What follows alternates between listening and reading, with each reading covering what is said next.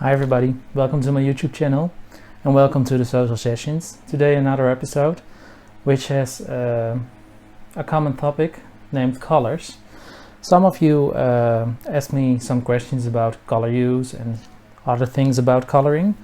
So today I'm gonna answer those questions and tell a little bit more about color, which is a very specific and important part of crocheting or knitting or whatever craft you will use.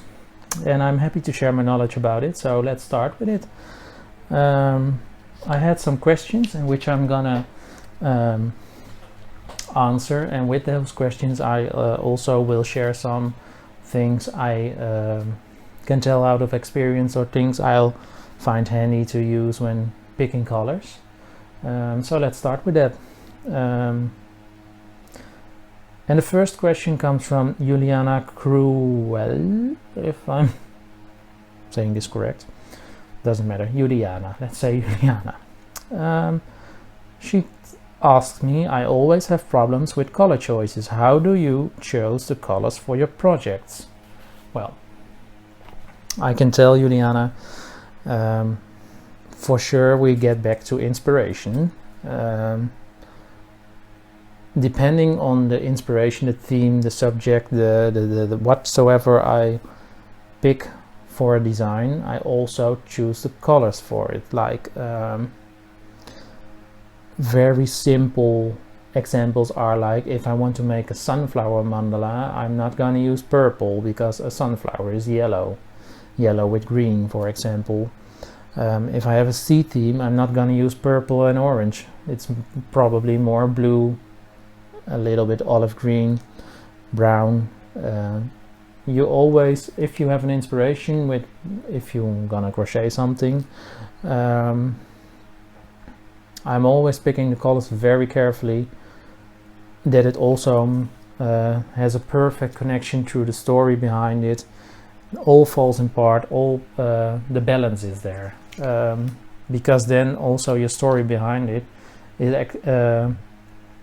is legit, it's acceptable.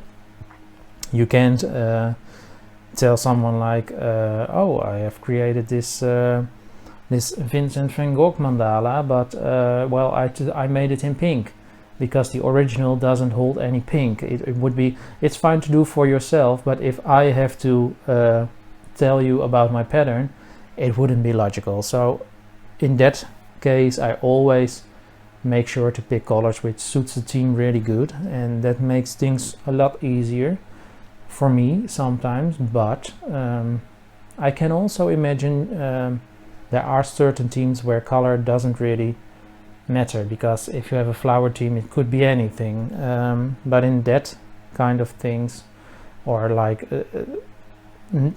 if you take my Spice Market pattern, it could be done in 100 types of colors, because it really doesn't matter what you pick as long as you like the colors. And that's where I say something very important, I guess. As long as you like the colors yourself, it's fine. But I feel like there always have to be a good balance in the use of colors. It's like if you would use all kinds of bright colors, one color gets over another and it's all extreme. Like it would be very how do you say it? It would get too bright, and I feel colors need compensation to each other. Like if you have a very bright orange, you have to dim it down with maybe a very light brown. I mean, it's like you have cool colors like the gray, the white, the black, dark blue, all kind of colors which can be perfect contrast colors, but also which are colors that dim out a little of the very bright colors, like a very pink, very heavy lipstick pink, or bright red, or whatsoever. Those are colors you can hard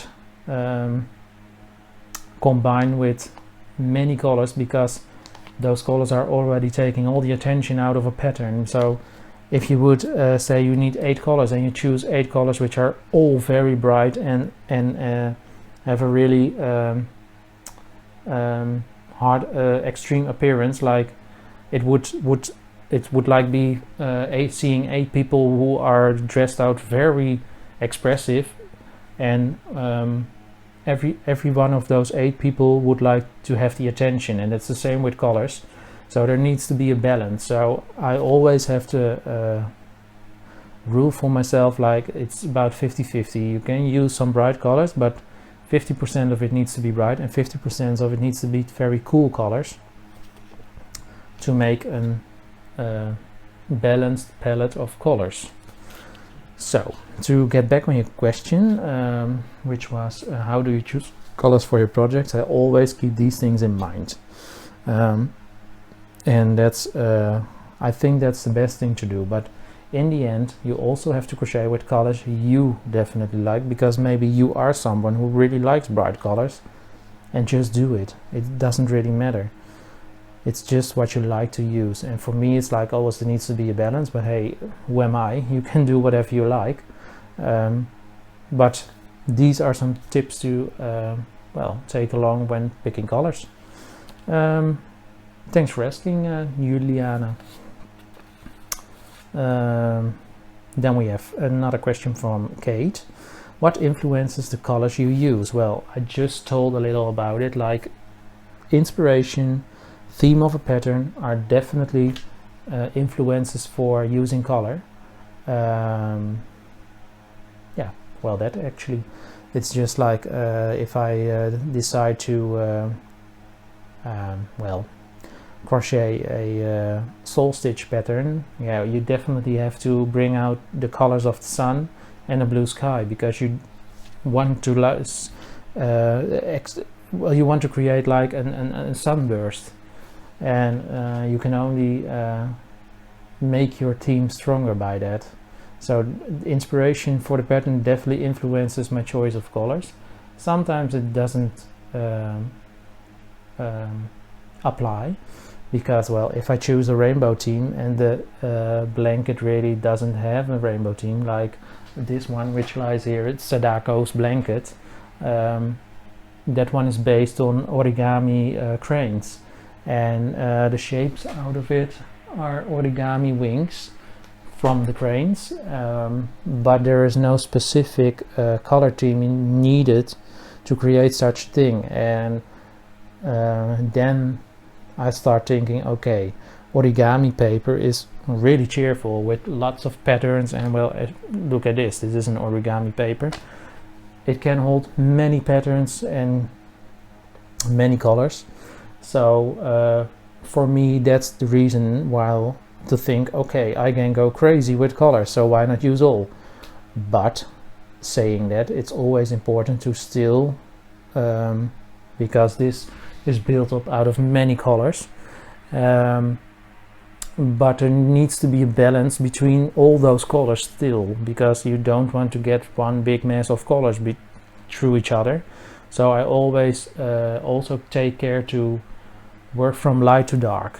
Like if you start at light yellow, you work up to a brighter yellow, maybe dark yellow to gold, and then you have to look into, okay, what's matching a darker yellow. Like we can go up to orange, because, well, that's the most easy way to do, and from orange we go to red. But if we are in the end a dark red, what suits the best? And then you maybe if you have ever took some painting lessons or did use some paint, you know you can also mix up with different colors of paint to create colors. And if you have done that, you know that a red isn't that far away from a brown, and a brown isn't that far away from let's say a pink, a salmon pink. And if you use that kind of things, you can easily make a very gradient type of color changing. And mostly what I do is always use from light to dark, because it gives the most calm effect in coloring. And I still always love to do it, because it gives your your project's just how do I say it, a more serene way of seeing it. It's not taking the full attention away. Even if it is a rainbow color theme, you temper it down with a cooler color, for example, and it's all in balance. It's not too much. So yeah, that's probably my answer to your question. Definitely inspiration influences my color choices. And the same Kate also asked me, are there any colors you would say should never be put together? Oh yeah, definitely. For sure, some people like bright and quirky and whatsoever. Fine by me. But I would never combine, for example, there are some choices to make which are really, well, too much, really too much. Like, I really don't like the combination of yellow together with a very pink. I really can't see the combination in there. And it can be beautiful as long as there is a type of color between them to gradient the flow of colors. And that's the same, for example, only using brown and gray. It's getting so dark, it's getting so depressing. You don't want that. So there needs to be a balance in there. Use a bright color between them to pop up the pattern and not to create one big mess of dark colors. And that's actually the baseline for every use of colors. There must be a combination out of light and dark. There can be not only dark or only light. There needs to be a balance between them. And you can also see that when using a rainbow theme. I mean, it's also getting from a yellow to a purple and a green. There's also all kinds of colors in a rainbow theme, which makes it suitable. And well, that's the best way to look at colors. And so I think that's my advice on coloring. First of all, use colors the way you like. Use colors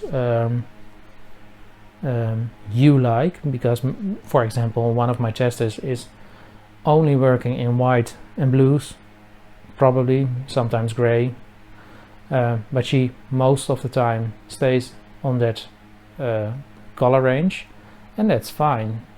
If you like to do that, do that. But if you want to combine colors and you want to go crazy, always make sure the balance is there. Not too much bright, not too much dark. Find a combination and combine it, and never put, even if a pattern asks you to use many colors, never put 5 bright colors after each other and then 5 dark colors. Mix them up like there is a composition between it. And that's the most common made mistake, I guess, in picking colors, or indeed picking colors that don't match at all. And that's, well, nothing is wrong, but if you want an advice on coloring, I guess this is what I can give you.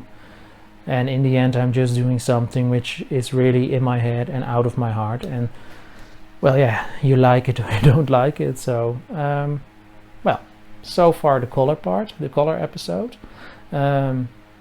Once again, I hope you find it very interesting to watch and you have really something about the information I give you. Thanks for watching, and I hope to see you in the next episode. Bye bye.